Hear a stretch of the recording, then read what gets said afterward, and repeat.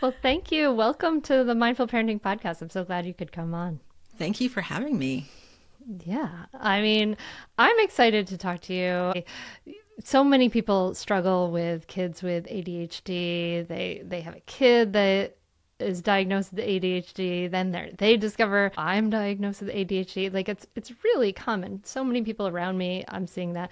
What are some of the common misperceptions about ADHD that you see in your practice, especially with working with kids? Yes. The one main common misperception I hear a lot is someone says, "Oh, I think your head child has ADHD." It's like, no, they can't because they do good in school.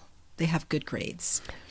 And that is a common misperception that if you have ADHD, you must be failing in school, that you have a low IQ. And it's like, they're not the same thing. It's common for individuals with ADHD to also have a learning challenge diagnosis like dyslexia, dysgraphia, but you can be a straight A student and still have ADHD. And I think that is the biggest misperception. Wait, what's dysgraphia? Oh, dysgraphia, problems with writing, handwriting. Okay. So difficulty, they All either right, have cool. significant pain or difficulty with legibility when they're writing. And then there's dyslexia, so like flipping letters, words, kind of mixing up letters.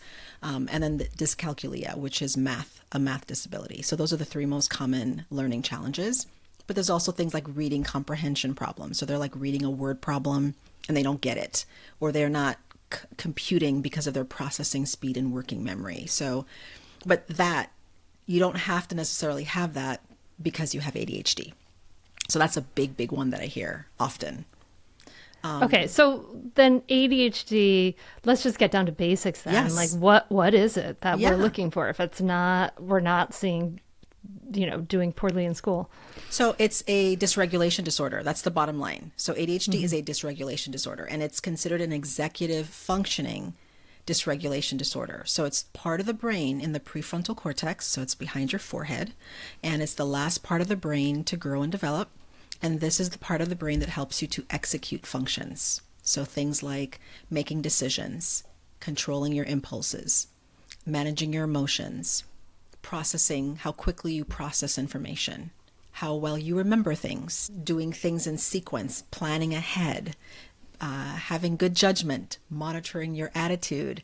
I mean, it's a lot of stuff. It's also where your personality is. And so, and attention, focus, concentration, flexibility, like those are all executive functions. So when you have ADHD, what's happening is that there's a dysregulation of one or many areas of executive functioning. So you might have a kid, which is like another misperception, that in terms of attention, oh, he doesn't have attention problems. He can play video games for 5 hours.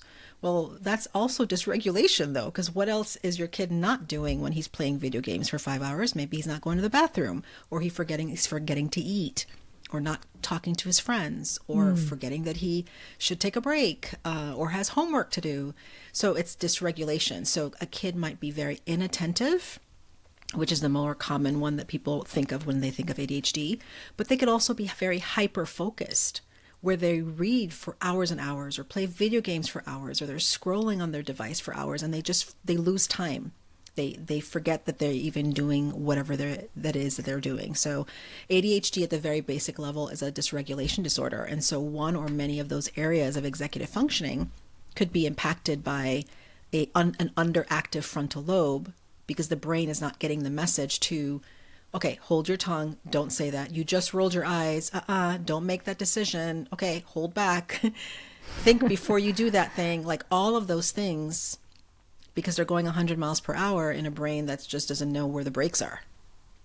It sounds like it's like these are, all the things you're describing is like growing up, right? These are all the things that we develop as we grow up. Like we develop the Absolutely. ability to have impulse control, right? That's something I talk about with parents a lot, is like developing our own, strengthening our impulse control, and thinking about the big picture. What do we need to do? How do we how do we respond to others, the responsibilities we might have to others, all of these things. These sound like, and I'm wondering if, because now we see there's so many more kids diagnosed with ADHD. It's huge. It's an Mm-hmm. enormous number. I'm wondering if we just looked at kids like this before as immature kids who just weren't who just needed some growing up to do.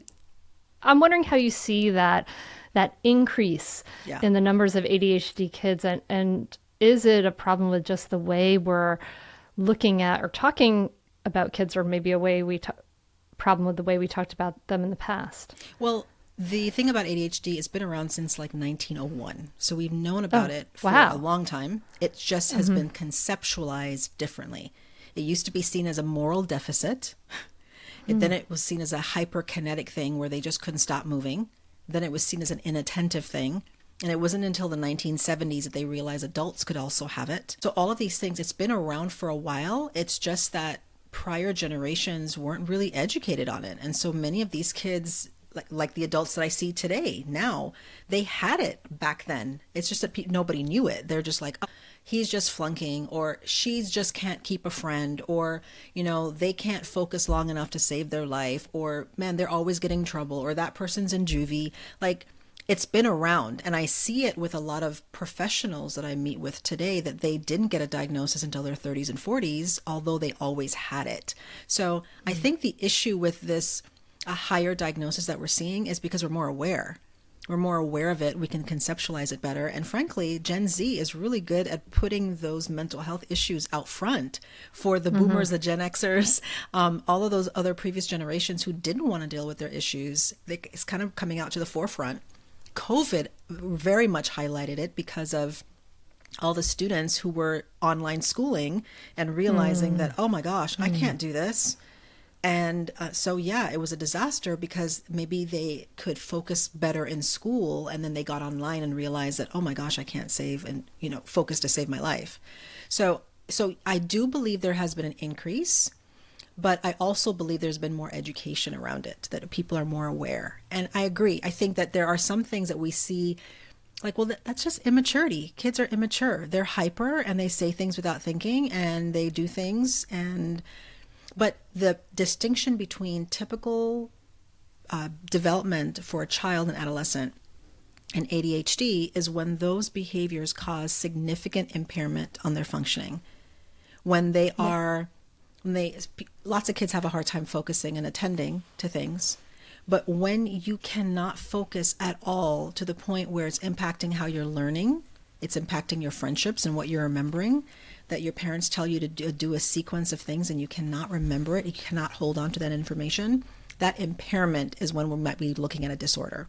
It's kind of like when you're looking at kids who are worriers and then an anxiety disorder.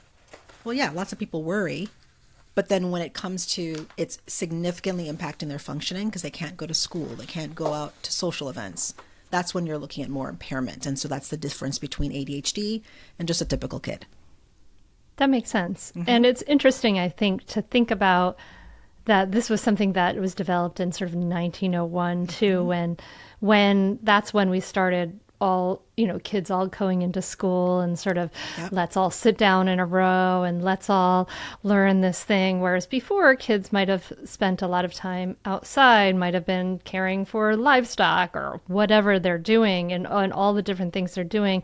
And it is like an impairment of the things that we prize as a culture, right? This ability to be organized, to have all your ducks in a row, to know what to do when, to that executive functioning, to be able to give your attention to something that, maybe a paper on a page, not like something out in nature or the real world. It's I'm not trying to belittle it in any way, shape, or form, but I'm like looking at it in the big picture, saying, "Oh, okay, this is an impairment of something that happens to be very uniquely prized right now. Whereas for most of human society, it was just fine if you weren't on time to everything, or you couldn't memorize words on a paper, whatever it was, right? Or couldn't be in a class. And a lot of the traits for ADHDers with the high energy, thinking outside the box, go, and really think in different ways compared to other people, very creative, those are very amazing traits. They're just not praised in a school setting where you're sitting for 6, 7, 8 hours a day in a chair. And it's interesting because when I meet with students who go to non-traditional type schools, so schools where they're outdoors all day, or they're like Montessori schools, or schools where there's lots of creativity, or they have a shortened school day and lots of activities and field trips, they do so much better. It's like their ADHD doesn't even exist because it's not impairing. Yeah. Yeah. So our school system is very old, and it needs to be updated. A lot of students are suffering in our system, not just the ADHD kids, but just because of our school system does not really move along with how kids think and how they grow and how they learn. And there's less recess than there ever used completely. to be. Which it's is less than prisoners. Crazy. Yes. Yeah. Yeah. I know. It's really, we really need to change that, I think. It's the listener knows I'm a founding board member of the first public charter Montessori school in the state of Delaware. And so I believe in that ability for kids to like get up and move around and change what they're doing and have some of that autonomy in what they're doing rather than, and to be able to take that very powerful component of what are you interested in? To magnify your learning. Imagine that. Imagine that. Crazy. But ADHD, I know, is different. So how ADHD is affecting executive functioning, which is interesting because when I was talking to Robert Sapolsky about executive function and the prefrontal cortex, and he's talking about how the idea that it doesn't develop until we're in our early 20s. And why is that? It's because it needs life experience. We need life experience to be able to fully develop this part of our brain. So how does ADHD affect that executive functioning, and how can parents kind of support kids as they're learning and developing these skills? I mean, because I imagine there's a fine line to walk between I'm going to help you. I'm going to kind of be your executive functioning. I'm going to make sure you're getting the things and doing this and all that. And I need to hand you the reins so you can practice this. Oh, yeah. That's the exhausting part about parenting, especially parenting a kid who's very neurodivergent in the way they think. Because, yes, executive functioning are skills. But the thing about, typically neurotypical kids, when their brain is developing, their executive functioning is not developing like every other kid until mid-20s, maybe 30. But the thing is that there's not any lagging in that development. They're developing as they are. So they can be flexible, they can learn to control their impulses, they're more amenable to instruction, and they can kind of get it. Kids with ADHD, they don't just have an immature brain like every other kid. They also have an underactive frontal lobe. It's not firing the way it should. So people are like, well, what do you mean it's underactive? Because they're very hyper. Well, because their brain is not picking up on the message to do the thing that they need to do. So for example, this underactive brain, when they have to pay attention in math class, but they keep getting distracted by the guy who's blowing leaves outside, their brain doesn't give them the message. Well, it's trying to give them the message. Okay, stop looking outside, pay attention to the teacher. But because their brain is underactive, it's not clicking. They're not getting that message. And so a lot of this teaching these skills, because they are a set of skills, it takes so much more repetition with an ADHD kid. And so, yes, the key for parents and teachers and therapists, coaches, is to teach these kids these executive function skills, especially in the areas where they're lagging behind. So teaching them, for example, flexibility. Flexibility is an executive function skill. These are ones where a lot of kids with ADHD can be very sticky. They get very stuck. You said when Saturday came that I could play video games on the TV, and then we can go to the park. Yes, I know, but the power is out and it's storming. So we cannot do either. But you said, so they can get very stuck on things because they have great long-term memory and horrible short-term memory. So they get very stuck. And then that's when you see these like toddler style temper tantrums, even for an older kid, because they get very stuck. They don't know how to adapt to changing situations. And so what parents need to do, teachers need to do, is teach children how to be flexible, how to have an internal monologue. Okay, I know I feel really upset because she said that I could do these things, but it's literally storming, so I can't go to the park. I'm going to get electrocuted. Okay, bet. Let me do something different. Let me change course. I don't need to take this freeway anymore because it's busted. So I'm going to take the exit and do something else. But a lot of that requires a lot of internal monologuing and redirection and practice over and over again, which is why it's so exhausting. But a lot of that is, yeah, you're teaching them these skills. But that's why people often will go to psychostimulants like Adderall, Vyvanse, Ritalin, because that helps to wake up the brain. It helps to activate them so that they can do the paying attention. They could be more adaptable. They can do all these things. It doesn't work for every kid, and it is a quick fix. But the idea is we want to teach them the skills, because even if they're on medication, they still need to learn the skills. The medication doesn't teach them the skills. It just helps their brain be more open to doing the thing they need to do.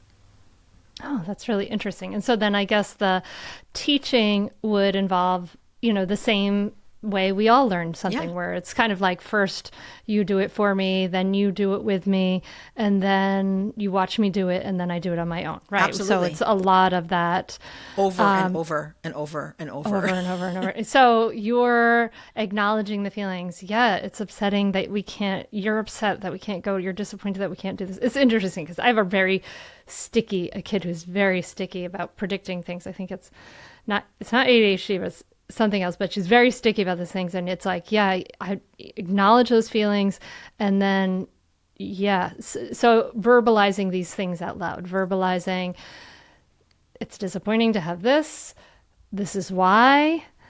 What else can we do? Right. And is that, I mean, because that's what I've been told is like that when we're parenting ADHD kids, that we are kind of doing the things we need to do with neurotypical kids, but we just have to be that much more patient because we have to do it that much more on the repetition again and again and again and again. Yes, yes, and no. So yes, you do have very similar things. The problem is that a lot of parents find that the parenting strategies, a lot of that they use for a lot of neurotypical kids, crash and burn with ADHD kids. And the reason why is because of the dysregulation. Because once their brain, for example, gets sticky and they get stuck in this thought process, they're dysregulated. Now their thoughts are dysregulated because it's going a million miles an hour. Their emotions are dysregulated. Their behavior is maybe they're kicking and they're screaming and they're hitting and they're spitting and they're yelling and they're stomping around. And so no amount of validation and hearing them, they're not going to hear it because their brain is now in like explosion mode. They are now this volcanic eruption. And so they're actually talking to them in that way can actually set them off even more. So the key for a lot of these ADHD kids is to meet the emotion with emotion, but more regulated, calm emotion. That's where I talk to parents about the co-regulation. And co-regulation is basically you are lending your calm to your kid. So you're not doing a lot of talking with these kids because you're going to set them off. The key for a lot of them is preparing in advance. Because once they're in the moment, you have to just ride the wave. So you either prepare them in advance, you meet their emotion with more rational, more calm emotion rather, and then you process it afterwards. So what I would do for a kid who's sticky, for example, if I know that we planned this video game, going to the park, whatever it is, I might do something like, yes, so this weekend we're planning on you going to get some screen time and then we're going to go to the park. But I'm looking at the weather. What if the weather isn't great? And what if we lose power again? Because that's been happening a lot. Then what? Then what can we do? So you're preparing them for the worst case scenario, for example, and what are their options? Okay, well, let's create a basket so that we can have things in case the power goes out and we can jimmy rig something that can be really fun. Or if we can't go outside, what else can we do instead? And so you're basically planning in advance. Well, but what if the weather is great? Or what if you invited your friend over, but then they can't make it at the last minute for whatever reason? Then what? So you're helping them come up, because that's problem solving, another executive function skill. You're helping them create different scenarios like decision trees so that they can make decisions that are helpful to them. They can look at I have options. I can have a big old tantrum about the situation that doesn't work out. That is an option. Or I could do these 10 other things. And so a lot of it is planning in advance.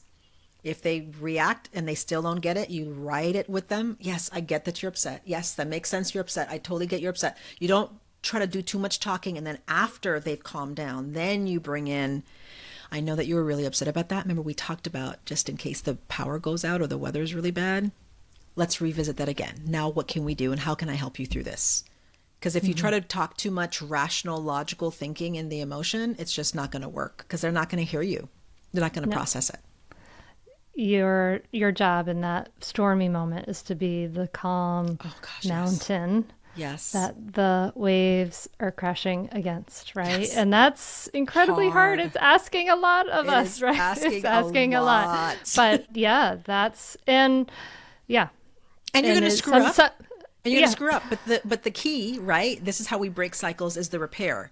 Because many of us as parents, when we were kids, we didn't get the repair because our parents were always right and we were always wrong. And so the repair is when like, you know what? I know that I freaked out on you and I was screaming just as you were screaming and that was totally immature and irrational and I apologize for my behavior. Can we reset? So you repair because you're going to mess up. You're not going to do perfect parenting and you should never aim to do that because that's just unrealistic. Yeah, yeah. No, this is great. Yeah, because this is what we talk about in mindful parenting is this idea of yeah, let's regulate our emotions. Let's model that regulation, right? And let's be that calm when our kids need it. And sometimes we're not going to be able to do that and then maybe you need to take a break. And that's also modeling something healthy too, right? Is Absolutely. modeling something healthy there. Okay, so one of the things you talk about is girls versus boys here, right? So what are the unique challenges that girls with ADHD face compared to boys? And you say they're underdiagnosed, right? Yes, girls are. So there are 3 different types of ADHD. There's ADHD inattentive type, ADHD hyperactive impulsive type, and ADHD combined type. So with ADHD inattentive type, that's what used to be called ADD. They got rid of that several cycles ago in our diagnostic manual. But ADHD inattentive type is what we often see typically in girls. And this is the one that often gets missed because they fly under the radar and they're not disruptive. They don't cause behavioral issues. They don't get in trouble at school. They're just in their own la la land. They're just kind of checked out. And that's the squirreling. They're looking out the window.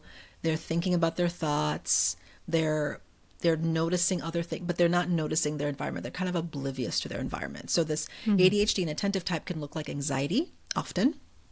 They can be mixed up for one another. They can be both.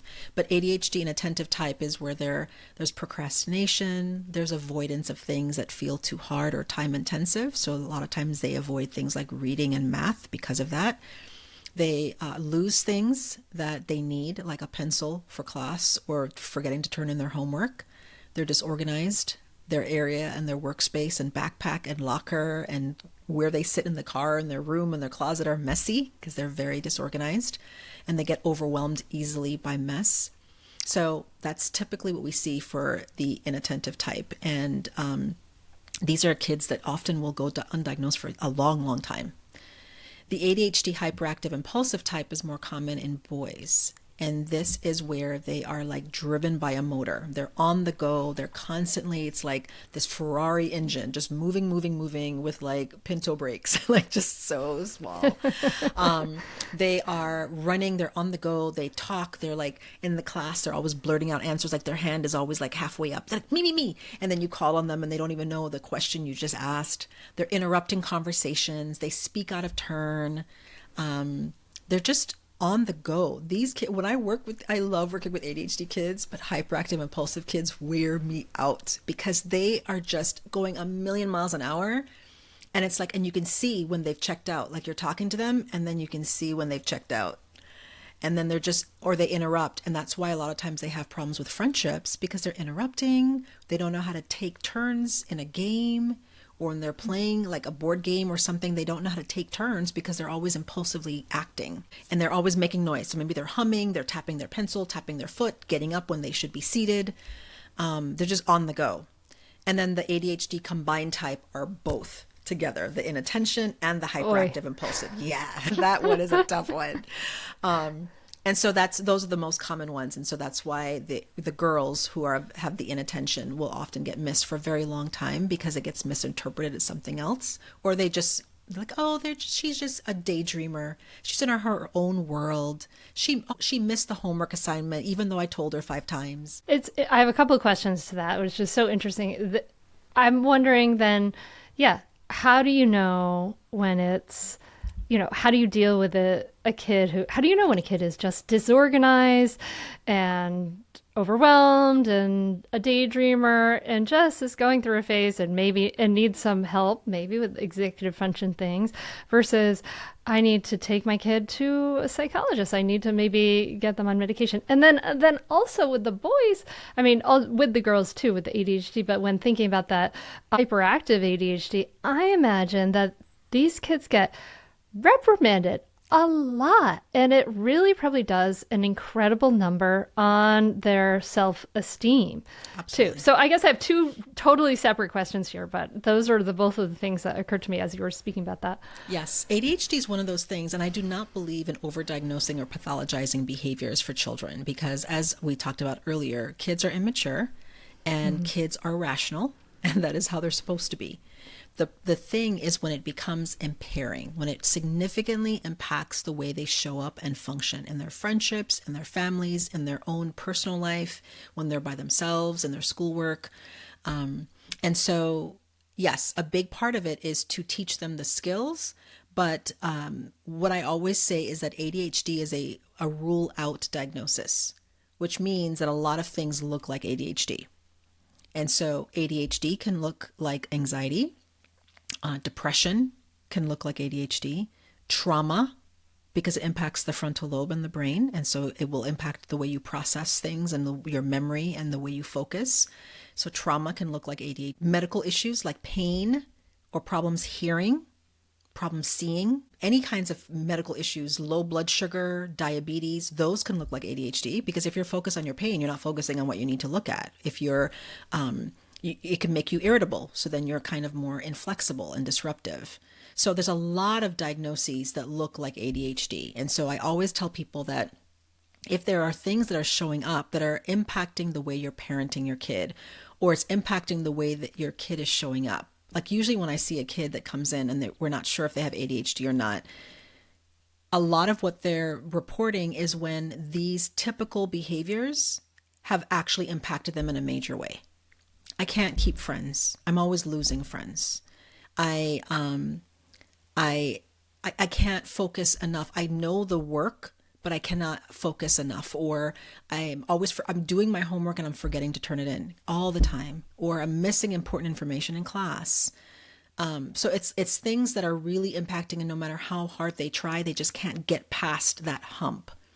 And so that's where, if you find that it's impacting your child enough, or their home life, or their school life, their friendships, sometimes consulting with the pediatrician and then getting a referral to a psychologist to get an evaluation could be helpful to see, like, okay, let's rule out all the things that it could be, or maybe they just have poor executive functioning and don't have ADHD, because you can have executive function challenges and not have ADHD. So because with ADHD, it's not just you have these symptoms, but they have to be present in at least two settings, like home and school, and they have to cause a significant impact on your functioning. And so if you just I'm just a little messy and I'm somewhat inflexible and I have problems with impulse control, well, that doesn't mean you have ADHD. That just means you need to work on those skills, like a lot of people. So then you work on those skills. And if you are able to be receptive to it, someone without ADHD would be more receptive and they would be able to overcome it and work on it and not have as much of an issue because now they have those that skill set. Someone with ADHD, it's harder for them to get it. They're like, oh, I know I'm supposed to do it. It's just so hard for me to start it. It's hard for me to initiate what I need to do. And it's like they have this roadblock. There's something else that's in the way. So it makes it much harder for them. That's a very subtle difference. It's very subtle. I imagine that can be incredibly hard for parents and pediatricians and psychologists to parse out. I mean, if you asked me to explain that to somebody right now and you just said it to me, I might not be able to do it because that's a very minute difference between the feeling of having this roadblock versus I'm just distracted and unorganized. And that's where education comes in. A big part of that for me is education, like teaching them this is what our frontal lobe does. This is what our brain as a whole does. This is what executive functioning is about. And this is what your brain is supposed to be able to do by the time you're mid-20s. So it's not expected that you know how to do these things at 10, at 15, at 20 even. So it's really starting with education. And so when you're thinking about starting a task initiation, which is another executive function skill, how hard is it for you to start it?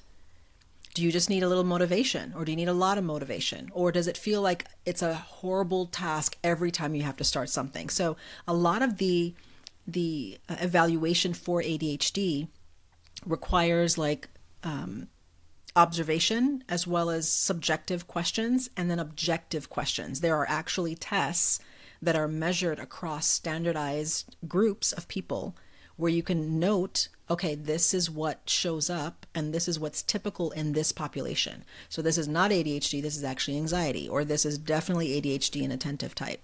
So people don't have to rely on their just Google knowledge, or they can also see a professional who can look at I'm observing your kid. I've asked them these questions. I've spoken to the teachers, given them the assessments, given the parents the assessments, given the kids the assessment, and then we've done objective measures. And so usually once it gets to that point, you can have a more definite diagnosis or lack thereof, because those tests are meant to look at those minute differences. Because for some kids, it's really obvious. And for other kids, you're just like, oh, I can't tell. Because I've seen kids sometimes over time where we're like, yeah, this is definitely anxiety. And then it's like, oh my gosh, wait, it's actually ADHD. And so it can be really hard to tease out sometimes, especially if there's not significant impairment at the time that it's showing up. Okay. Regardless of maybe how that sort of shakes out in the end, they're going through some stuff with their friends, right? They may be having trouble having friendships.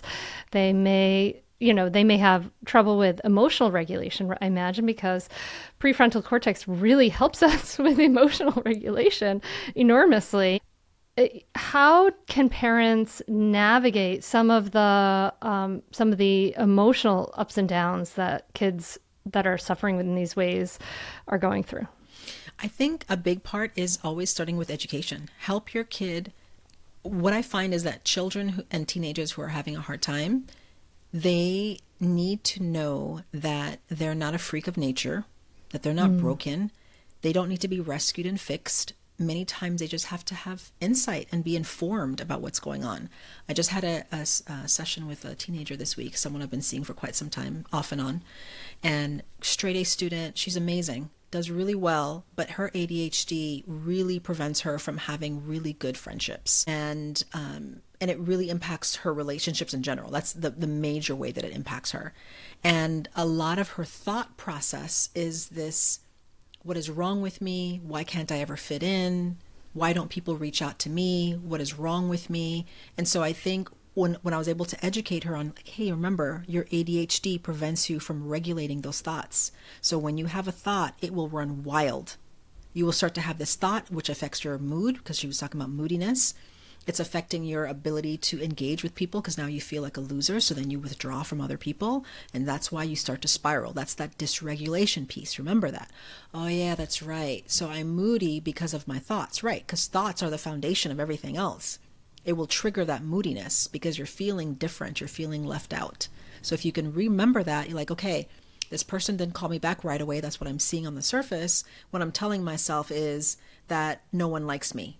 I'm a reject, that I'll never have friends, that I'll never be different. Those are very different things, and you're hurting yourself by doing that. So I think a big part of it is really empowering our kids and our teenagers with that information so that they can better understand their brain, that they can feel like oh yeah, this is what my brain is lying to me right now.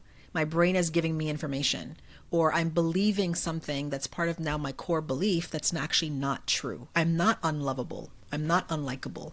That's a core belief I've adopted based on things I've seen. So I think that education is really important in helping them better understand their brain. So whether they have ADHD or anxiety or depression or a learning challenge, whatever it is, that they should know that they're not broken. It's just this is the way their brain is wired. And the good news is that it can learn to behave differently when you give it the skills that it needs. And so that's the good news.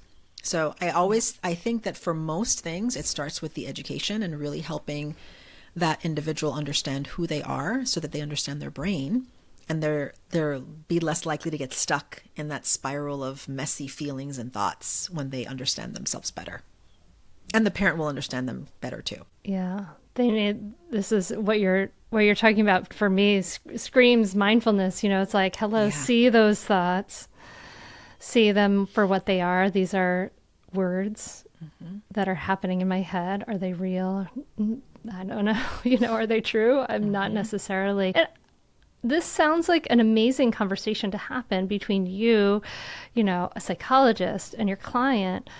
For a parent or a kid who may not have a relationship with a psychologist or a therapist, because it's pretty hard to find them these days. I tell you, if you want to find someone for your kids, it can be really hard. It can be hard for them to make that relationship. A lot of people can't afford that. What do you suggest for parents to become that kind of supporter or advocate or, guide for their kids to be able to step into that role? I imagine there's a shift that might happen for parents where when they were struggling with it, they might have been like a lot of, there might have been a lot of critical thoughts coming, a lot of censure, a lot of correction, a lot of this. And then seems like there might be a shift Yes. from that kind of critical role to more of a supporter that needs to happen for parents. Yeah, there is a known thing that parents with ADHD kids correct more than they encourage. And many kids with ADHD get so many negative messaging, which is why it impacts them and why many times they could develop depression and anxiety because of that. And so I think that a big thing is for the parents, because yes, it is hard to find psychologists and afford a lot of the services, but there's so much more free information than there ever has been. And it is widely available from looking at blogs, listening to podcasts, looking at articles from reputable sources and individuals or Instagram accounts that have that information. So there's a plethora of information. And what I would encourage parents to do is to seek out some of those sources, people that you trust, that you like. So you don't need to bombard yourself with information, but getting the basics of it and then educating yourself and then educating your child. Because again, I think that it can go really far when you can let your kid know that, hey, I did not fully understand that being organized isn't easy for you, or I didn't fully understand what ADHD even meant and how it impacts you. And so I do a lot of nagging and yelling and overcorrecting, and I'm sorry for that. That's the repair. And I want to be more intentional and mindful about the way I parent you, because I know it's hard for you, because it's hard for me too, because I don't get it, because I'm a very neat person, so I don't understand why you're messy, like whatever it is. Like I don't get it, but I'm seeking to understand, and I want to understand you, and I want to support you. And these are some ways that we can do it. And so, showing them, like, these are the different executive function skills, like checklist it. Like, okay, which ones do you feel like you struggle with the most? How can I support you in this? Here are some interventions or strategies for each one that I've learned about. Let's start with organization. Let's start with decision making. Let's start with impulse control, whatever it is. And let's focus on it and build that up. And I tell teachers to do the same thing. Like, a lot of the evidence and the research shows that teachers should really be focusing on building executive function skills in the first few weeks of school rather than teaching the stuff that needs to be taught. Because when kids learn that they can be flexible, or when they can learn to regulate their emotions, when they are then learning something that's frustrating or hard or feels impossible, if they know how to regulate their emotions or how to advocate for themselves, you'll find that it'll be an easier classroom to be in and for them to learn better, because now they have the executive function skill. But they can't learn that if they've never learned it. And so I think a lot of where parents and teachers can start is by just educating yourself on the very basics of what ADHD is, how it shows up, the strengths, because we don't want to look at all the weaknesses, but what are some strengths about these kids with ADHD? Because they're very creative, they think outside the box, they have lots of energy, they're really fun to be around. And so helping them understand, like, there's some great things about them. It's not all doom and gloom. And these skills can get better with time because they're building the skills. I think that's so hopeful. Imagine if in every school teachers started the year teaching kids about, like, hey, we all feel stress. This is what, this is what we can do. This is the fight, flight, or freeze response that happens in our bodies. This is what we can do to calm it down. This is what I can do. This is what you can do. Let's all try this longer exhales together. Imagine if we all did that. I think we might get to that day someday. I think we're moving towards it. Yeah, but But who knows? I mean, that would be amazing. This has been so awesome to talk to you. You have such a plethora of knowledge. I didn't even get to ask half the questions I want to ask, but I wanted to ask you, is there anything that we miss that, the listener, maybe a parent who's struggling with a kid who's really disorganized or hyperactive or daydreamer, is there anything that you want to say to that parent that you'd like to add? Yeah, I want to encourage parents to be more gentle on themselves, more compassionate, because parenting, first of all, is a lot of work. It's hard. And then when you have a kid with ADHD, because their executive function skills and their brain are tapped out, they're tapping into yours. So if you yourself have ADHD, undiagnosed or whatever, or your executive functioning is being taxed because of all the stuff, it is harder. So I want parents to understand that it's hard because it is, but they can also then take the time to say, you know what, let me take a step back and know that this part is hard. My kid is not being intentionally defiant. They are having a hard time. So how can I assist them and come alongside them and be the frontal lobe along with them? I had developed a course exactly that said, stop being the frontal lobe for the entire family, for that exact reason, because parents are doing that. And that's, but what you can do is you can start to give them the skill. I know that you're having a hard time cleaning your room.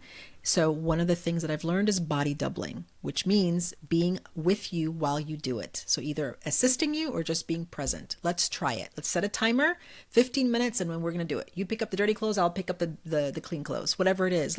So being able to know that you can be gentle on yourself, and then knowing that your kid is not intentionally trying to make you miserable. The fact is that they are often miserable, which is why they're having a hard time and they're giving you a hard time. So I think we have to keep that in mind, because I think parents then start to get very stressed out by parenting because they think their kid has these ill intentions when they're really doing their best too, just like you are. I think that's such a perfect note to end on. Dr. Ann-Louise Lockhart, thank you so much for coming on the Mindful Parenting Podcast. It's been a pleasure. Thanks for having Thank you me. for all you do. Yeah. Yes. Thank you for the work that you do as well, and thanks for the invitation.